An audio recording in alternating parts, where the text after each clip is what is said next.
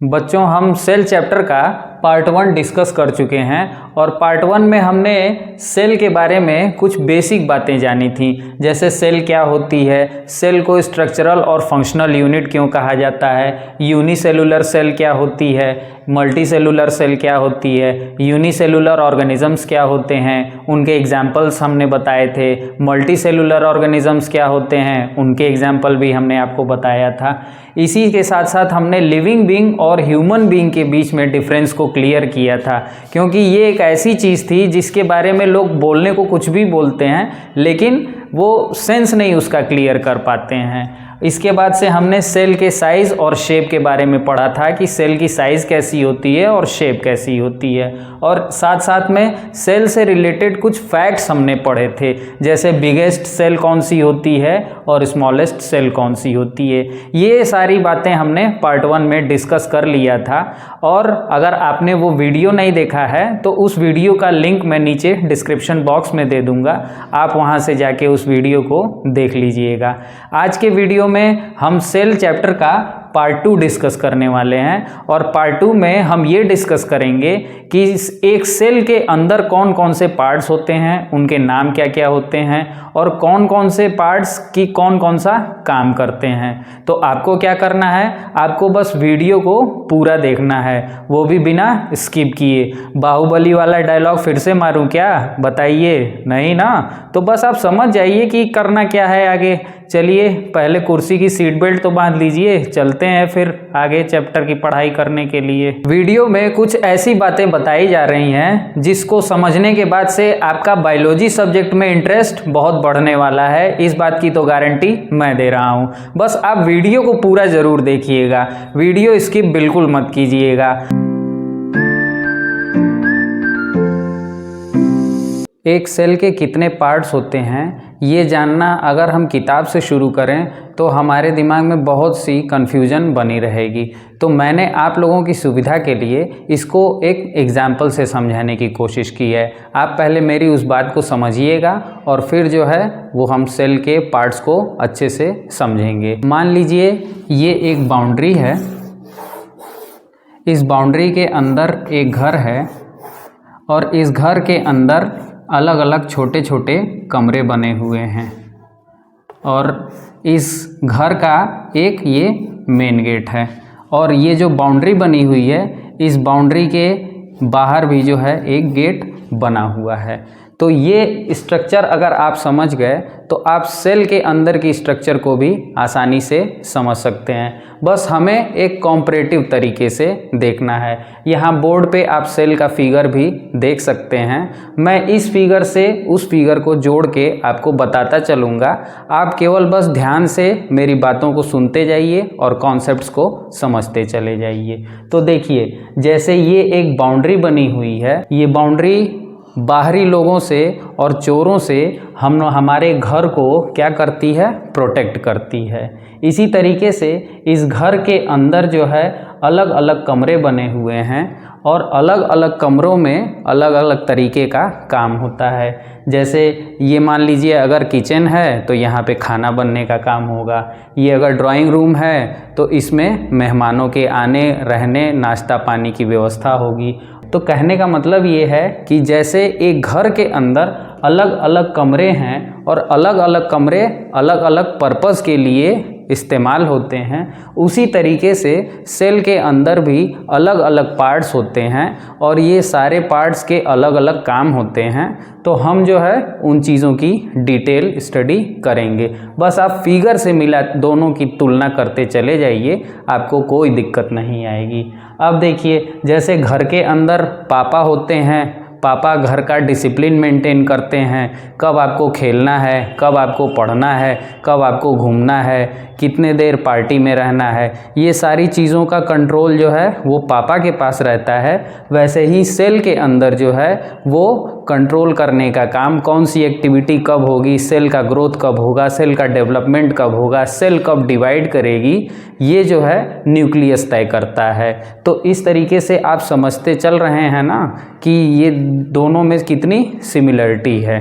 ठीक है, अब देखिए, जैसे ये जो इस घर का मेन गेट है, इस मेन गेट के अंदर जो है हर कोई नहीं आ सकता है, इसी तरीके से सेल के अंदर हर पार्ट नहीं जा सकता है। ये बाहर का गेट बाहरी लोगों और अनजान लोगों को घर के अंदर आने से रोकता है, उसी तरीके से सेल के अंदर एक विशेष बनावट होती है जो सेल के अंदर कुछ चुनिंदा चीज़ों को आने देने का काम करती है, और इसका नाम होता है सेल मेम्ब्रेन। इसी तरीके से सेल में भी जो है वो राइबोसोम होते हैं, माइटोकॉन्ड्रिया होता है।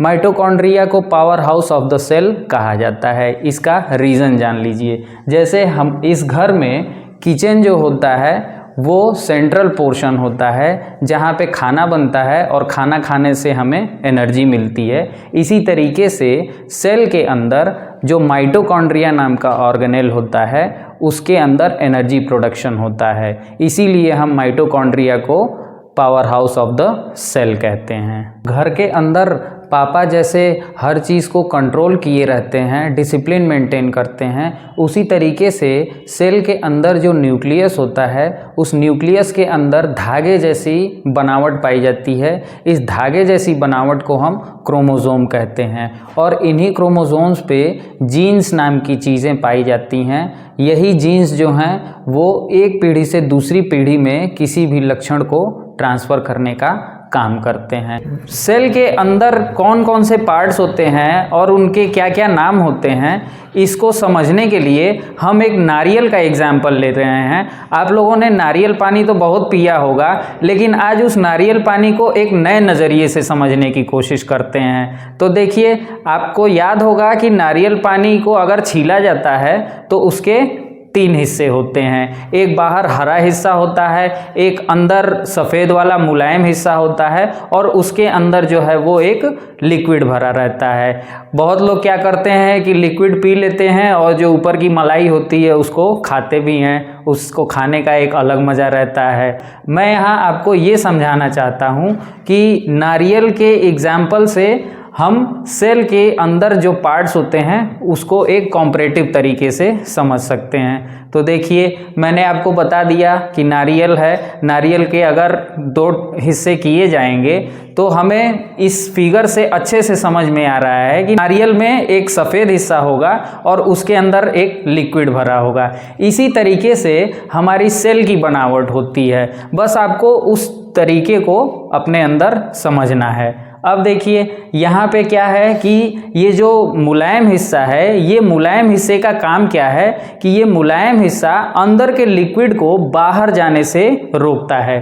ठीक उसी तरीके से ये सेल की जो सबसे बाहर की परत होती है उसको हम सेल मेम्ब्रेन बोलते हैं, और यही सेल मेम्ब्रेन बाहर से अंदर हर चीज़ को नहीं आने देती है, ये कुछ चुनिंदा चीज़ों को ही आने देने का काम करती है। और इसकी इसी खासियत की वजह से सेल मेम्ब्रेन को हम परमिएबल मेम्ब्रेन कहते हैं। इसका बहुत इम्पॉर्टेंट रोल होता है हमारी लाइफ की एक्टिविटी को मेंटेन करने के लिए। इसके बाद से जो है वो बात आती है लिक्विड वाले पोर्शन की।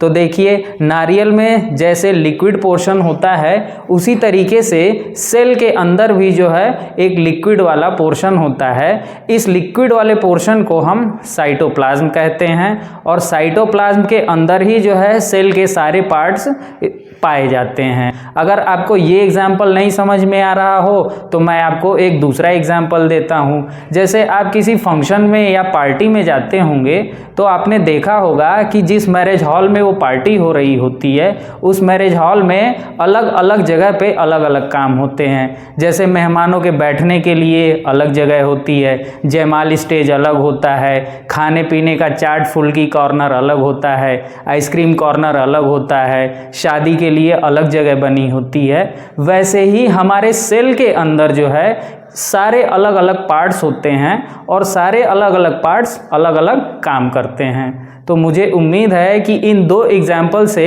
आपको इतना तो समझ में आ ही गया होगा कि सेल के अंदर पार्ट्स किस तरीके से व्यवस्थित होते हैं। अगर कोई आपसे ये पूछे कि सेल कैसी होती है तो अब आप ये मत कह दीजिएगा कि सेल का मतलब नारियल होता है, ठीक है ना। इस बात को थोड़ा अच्छे से समझ लीजिए, नारियल अपनी जगह है और सेल अपनी जगह है। मैंने ये नारियल वाला एग्जाम्पल आपको समझाने के लिए बताया था, ना कि आप किसी से ये कह दें कि नारियल सेल होता है और सेल नारियल होता है, ठीक है ना। जैसा कि हम पार्ट 1 में पढ़ चुके हैं कि सभी जीवों का शरीर जो है एक ही सेल का बना होता है, फिर चाहे वो यूनिसेलुलर जीव हों या मल्टीसेलुलर जीव हों। तो हमें जो है वो एक सेल के अंदर कौन कौन से पार्ट्स होते हैं उसके बारे में पढ़ाई करनी है। इसमें से सेल मेम्ब्रेन के बारे में हम डिस्कस कर चुके हैं कि सेल मेम्ब्रेन होती क्या है और सेल मेम्ब्रेन का फंक्शन क्या होता है। इसी तरीके से साइटोप्लाज्म के बारे में मैंने आपको बताया कि सेल मेम्ब्रेन के अंदर जो लिक्विड पोर्शन होता है उसी को हम साइटोप्लाज्म कहते हैं। और देखिए, साइटोप्लाज्म से ही जुड़ा हुआ सेल ऑर्गेनेल है। तो कहने का मतलब ये है कि अगर हम सीक्वेंस में किसी चीज़ की पढ़ाई करते हैं तो हमारे दिमाग में वो फ्रेम आसानी से बैठ जाता है और चीज़ें हमें आसानी से याद होने लगती हैं। अब देखिए, मैंने आपको बताया था कि साइटोप्लाज्म के अंदर ही सेल ऑर्गेनेल्स होते हैं और ये सेल ऑर्गेनेल्स अलग अलग जगह पे होते हैं और सबके अलग अलग नाम हैं, सबके अलग अलग काम हैं। यहाँ पे देखिए, मैंने ये लिस्ट बना रखी है। ऐसा नहीं है कि केवल इतने ही सेल ऑर्गेनेल्स एक सेल में होते हैं, लेकिन मैंने यहाँ पे वीडियो काफ़ी बड़ा ना हो इसके लिए केवल मेन सेल ऑर्गेनेल्स को कवर किया है।